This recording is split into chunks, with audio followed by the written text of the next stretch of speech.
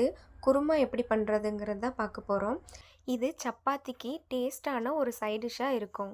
வீடியோக்குள்ளே போகிறதுக்கு முன்னாடி நம்மளோட சேனலை சப்ஸ்கிரைப் பண்ணாதவங்க சப்ஸ்கிரைப் பண்ணுங்கள். அப்படியே பக்கத்தில் இருக்க பெல் பட்டனை கிளிக் பண்ணிடுங்க.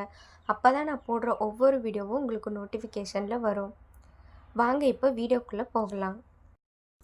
முதல்ல 1/4 கப் பட்டாணியை 6 மணி நேரம் தண்ணியில் ஊற வச்சு எடுத்துட்டு அதை ஒரு பாத்திரத்தில் சேர்த்துட்டு 1/2 ஸ்பூன் அளவு உப்பு சேர்த்து பட்டாணி மூழ்கிற அளவுக்கு தண்ணி சேர்த்து மீடியம் ஃப்ளேமில் 20 நிமிஷம் வேக வச்சு எடுத்துக்கணும்.